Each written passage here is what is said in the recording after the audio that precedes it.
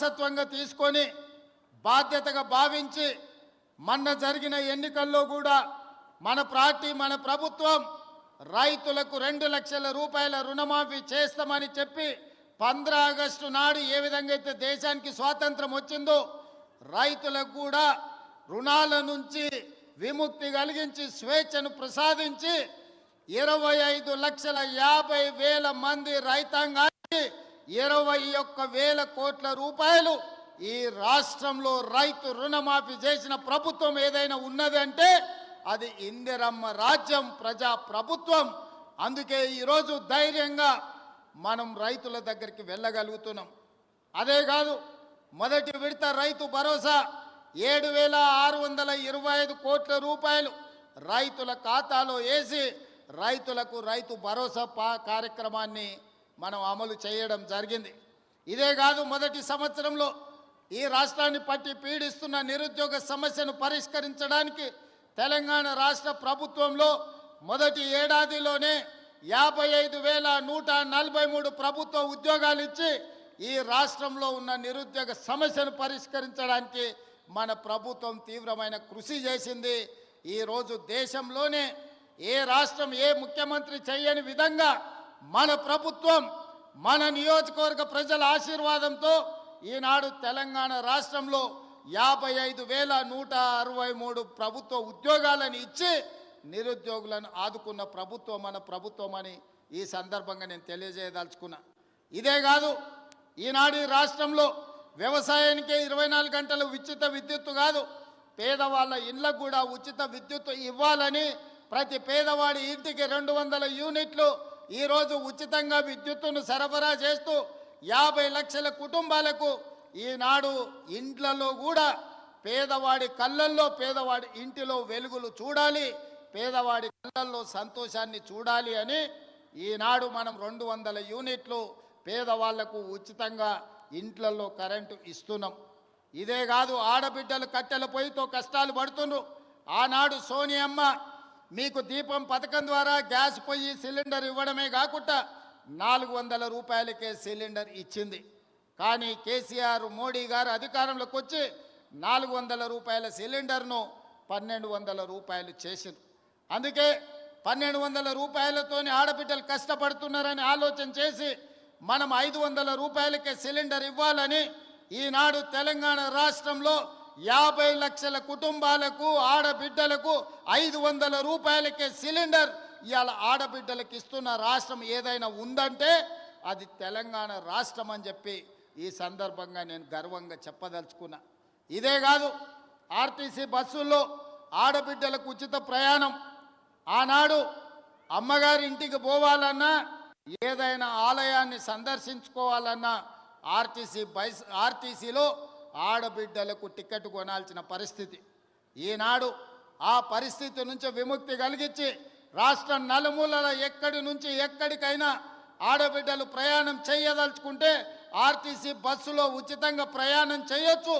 ఆడబిడ్డ ఎక్కడైనా ఆర్టీసీ బస్సుకు చెయ్యి అడ్డం పెడితే ఆడబిడ్డను ఎక్కించుకొని వాళ్ళ ఇంటి దగ్గర దించే బాధ్యత ఈనాడు మన ప్రభుత్వం తీసుకున్నది.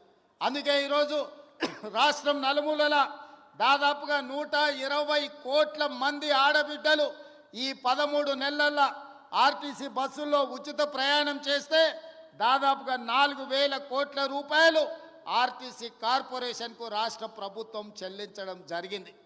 ఈ విధంగా రైతులకు అదే రుణమాఫీ, నిరుద్యోగ యువకులకు ఉద్యోగ ఉపాధి అవకాశాలు, ఆడబిడ్డలకు ఆర్టీసీలో ఉచిత ప్రయాణం, అదే విధంగా 500 రూపాయలకే సిలిండర్, పేదవాడి ఇంటికి ఉచిత విద్యుత్తు, ఈ పథకాలన్నిటిని అమలు చేసినాం.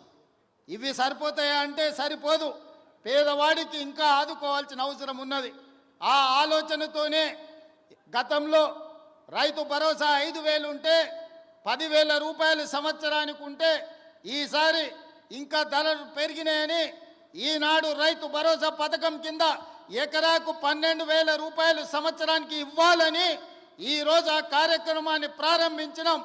ప్రతి సంవత్సరం దాదాపుగా 20,000 కోట్ల రూపాయలు ఈనాడు రైతు భరోసా పథకం కింద ప్రతి ఎకరాకు 12,000 రూపాయలు ఇవ్వాలని ఆ పథకాన్ని ఈరోజు తెలంగాణ రాష్ట్రంలో ఉండే దాదాపుగా 70 లక్షల మంది రైతులకు కొడంగల్ శాసనసభ నియోజకవర్గం చంద్రవంచ నుంచి ఈరోజు ఆ కార్యక్రమాన్ని ప్రారంభించుకున్నాం. ఈరోజు జనవరి 26 బ్యాంకులకు హాలిడే ఉన్నది. రాత్రి 12 గంటల తర్వాత ప్రతి రైతుకు, రాష్ట్రంలో ఉన్న వ్యవసాయ భూమి ఉన్న ప్రతి రైతుకు రాత్రి 12 గంటల తర్వాత ప్రతి ఎకరాకు 6,000 రూపాయలతోని మీ ఖాతాల్లో మీ నగదు టకీమని పడే విధంగా ఈరోజు కార్యక్రమాన్ని తీసుకున్నాం. ఇంత గొప్ప కార్యక్రమం, ఈ రాష్ట్రంలో ఉండే లక్షలాది మంది రైతాంగ కుటుంబాలను ఆదుకోవాలన్న కార్యక్రమం ఇవాళ కొడంగల్ శాసనసభ నియోజకవర్గం చంద్రవంచ గ్రామం నుంచి ప్రారంభించుకోవడం మనందరికీ సంతోషం. ఈరోజు రాష్ట్రం మొత్తం చంద్రవంచ వైపు చూస్తుంది అంటే రైతుల కళ్ళల్లో ఆనందం మనం ఈ వేదిక మీద నుంచి చూడాల్సిన అవసరం ఉన్నది.